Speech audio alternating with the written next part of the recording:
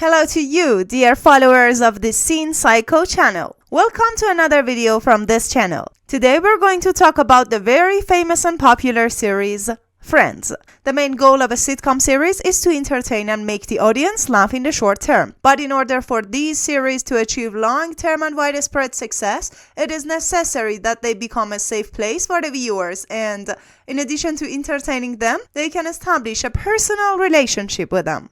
Watching sitcom series is actually a way to release the stress, tension, and unpredictability of modern life with a safe and controllable framework. The Friends series, which is the story of the normal life of 6 close friends, has managed this task very well. Without a doubt, the factor that has contributed to the success of the Friends series is the communication of its characters. The contrast, conflicts, and interactions of characters are fascinating the viewer. Today we're going to examine all 6 characters psychologically in 3 parts. But before getting started, if you like these kinds of videos, please give this video a like and don't forget to subscribe to our channel, Scene Psycho channel.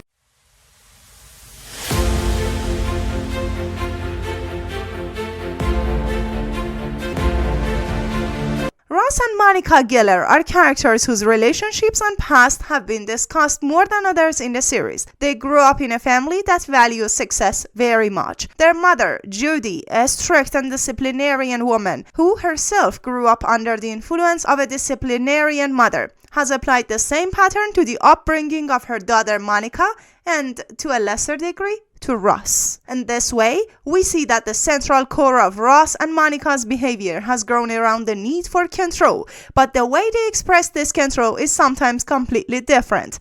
They are both competitive people, and when their superiority is challenged by others, they suffer and get upset. But this feeling is less in Ross compared to Monica. The reason could be that Ross was the first child in the family, and in the early years, he needed less competition. Monica was overweight during her childhood and early teenage years, and this affected her relationships with others and her self-confidence. Although it is not completely clear, it is possible that at that time, Monica, who could not meet the expectations of her parents and compete with her brother, turned to overeating to rebel against her parents, and so that physically he can deal with Ross. She finally succeeds in making up for her excess weight and turns into a young and beautiful girl, and also uses her skills and interest in cooking to become a skilled chef. But at the same time, she pushes her character to the opposite pole of overeating and lack of control, and becomes an obsessive and controlling person. In Monica's mind, there is only one right way to arrange household items in parties and occasions. Everyone should choose Monica's way to celebrate, because otherwise the situation becomes uncontrollable for her, and this is what scares her. Interestingly, Monica's obsession and desire to be the best has not been transferred to her choice of partner. 2 of her strongest relationships are with Richard and Chandler. Somehow Monica is better than both of them in terms of age and appearance. Maybe if Monica was not terribly overweight and dated more attractive people during her teenage years, she would have not entered into such relationships later. Of course, it can't be said that this would be in her favor, because her relationship with Richard and Chandler was one of the best possible events for Monica. Now, let's go to Dr. Ross Geller, who everyone knows for being divorced 3 times. Ross's control is actually a mental obsession that originates from his inability to express his wishes. This mental obsession is caused by the idea of being idealistic, which shows itself in 2 situations. The first is expressing his desires.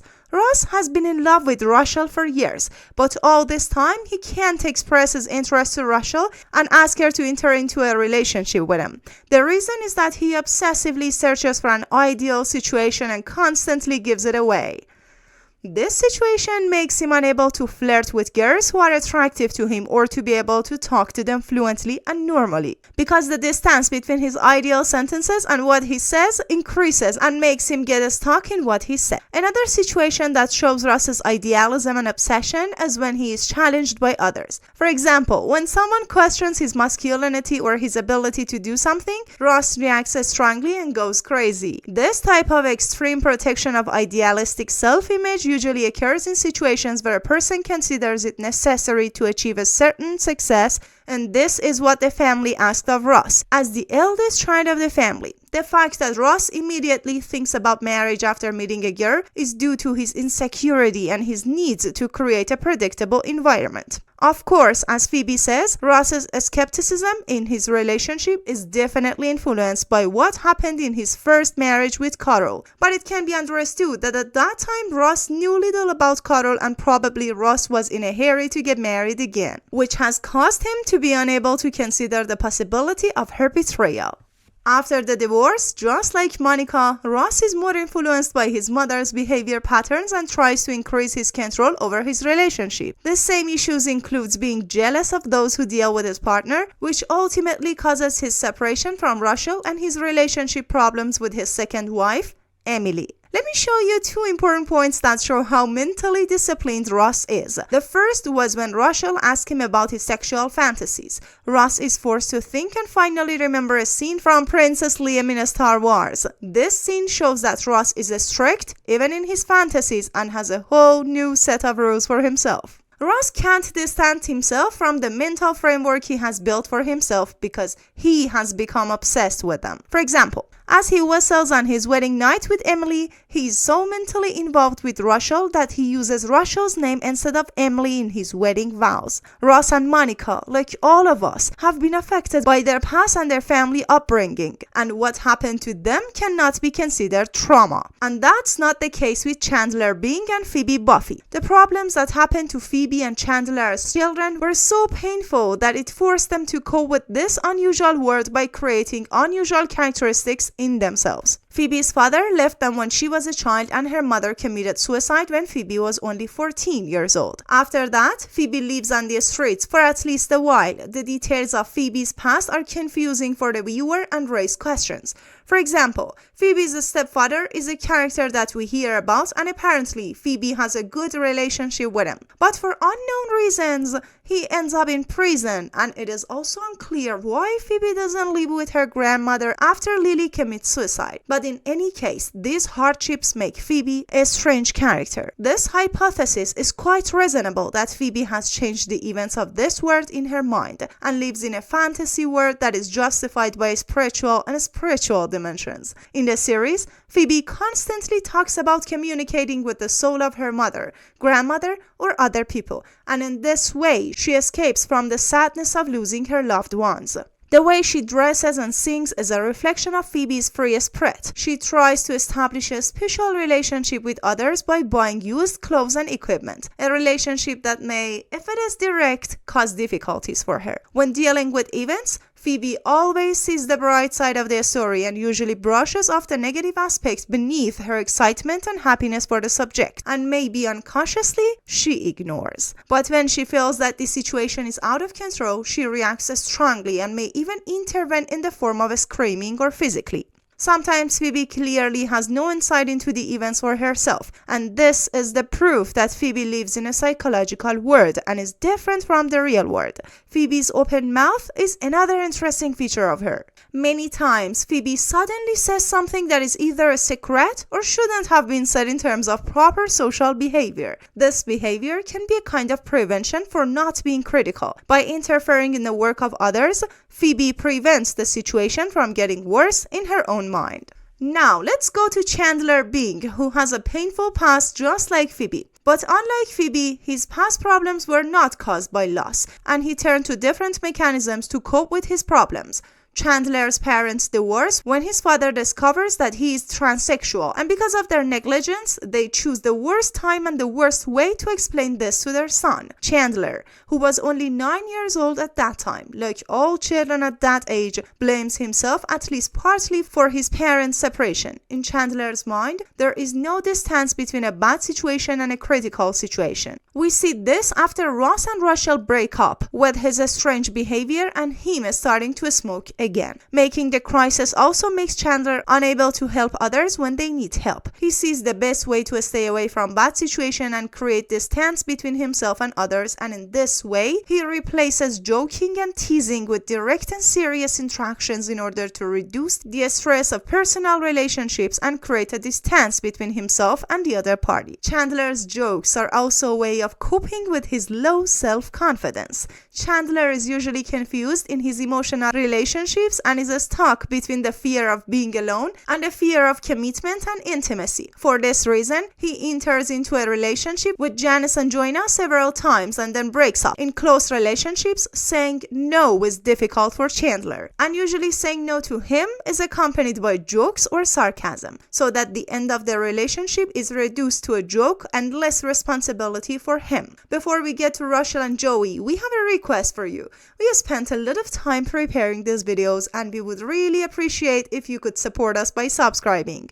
Thank you. Joey Tribani and Rachel Green are two characters who, in the course of the events of the series, seek to gain independence and complete their identity in this way. Let's start with Rachel. In the first episode of the series, she runs away from a traditional marriage, which women of the affluent class at that time did to ensure an ideal life. She seeks to be freed from the dependencies that her family has created for her. Living on a waiter's salary is hard work, but Rachel is excited to be independent and somehow have a little independent life and have a casual relationship with her friends. Before Rachel was separated from her family, her father controlled almost all aspects of Rachel's life. Although Dr. Green loves his daughter, but as a successful and rich doctor, he tries to make everyone follow his own rules and control everyone. The priority of a scary man like him is to have control over his life in a patriarchal environment. Love, affection, and comfort for family members are conditional on the fulfillment of this priority. It is so controlling that he even comes to tempt Rachel to return to the family home by offering to buy a Mercedes. This way of managing the family has made Rachel unable to stand up to her father's wishes and pursue her true interest. In this way, during adolescence and beyond, Rachel becomes a spoiled girl who takes everything, such as her studies and relationships, for granted. And later, when she decides to become independent, she is more easily influenced by others and others decide for her. If we look carefully, we notice that Rachel doesn't officially make any important decisions until she becomes independent. And a place where it seems that the choice was with her, such as choosing clothes or her boyfriend, rely on fulfilling a moment's desire. In such situations, where life doesn't go beyond the framework of superficial choices, the consequences of decisions can always be compensated. For example, if Rachel didn't like something she bought or her boyfriend, she could always change them. So we shouldn't blame Rachel for sometimes seeming superficial or careless. Rather, we should encourage her to have the will to change her life and to say no to the prosperous life she had. Rachel's unconscious dependence on her father is evident in her crushes on doctors and rich people. Rachel's strong interest in the fashion industry is also somehow included in this framework. In fact, Rachel tries to stay within the framework of this industry, always being close to luxury and fashionable goods, in order to continue to experience the pleasure of high-level living, at least from a visual perspective. The people that Rachel herself chooses for relationship and is interested in are usually people who are attractive in appearance, but apart from that, they are not very suitable for Rachel in terms of personal conditions or personality. Even though the relationship between Rachel and Ross had many ups and downs, somehow it made her unable to deal with the problems of a more serious relationship in a more controlled environment and progress personally. Now, let's go to check out the dumb and lovable character of the series, Joey. The key to understanding Joey's personality is in one point, and that is hedonism. For him, eating, having sex, and having fun are not things that can be postponed. Even in his work environment, Joey constantly sleeps with actors and stage crews, and apparently he can't understand how much this issue can affect his work life. It is possible that being the only boy in a house where there are 7 girls has affected the way he behaves and approaches women, in such a way that he gives himself the courage to approach any woman and doesn't expect rejection. Growing up in such a family can make Joey remain a boy even in adulthood. Joey's inability to postpone his desires and face the realities and hardship of life and being financially dependent on others shows that Joey is not able to handle himself as an adult as he should. However, his simplicity and his beauty help him to cope with himself as best as he can. Joey may seem dumb, but he's even smarter than Ross and Chandler when it comes to relationship issues. As a result, the reason for his dumbness in the other matters may be his inattention and laziness. Maybe Joey doesn't consider other aspects of life to be so important that he wants to get information about them. This possibility increases in the part where Joey buys an encyclopedia. There's an interesting contrast in the difficulty of finding independence and his superiority in terms of strength and ability to attract the opposite sex. Joey spends a lot of mental energy on some tasks, such as seducing or defending his friends. But on the other hand, he finds it difficult to meet the needs of society as an adult. Pursuing beliefs and attitudes about life, although admirable, but it has given Joey trouble in balancing his life. He's really lucky to have a good friend like Chandler who helps him compensate for his shortcomings. Otherwise, Joey would have a lot more problems in life. Thank you for staying with me until the end. If you like these kinds of videos, please give this video a thumb up and subscribe our channel for more. Till the next time, bye!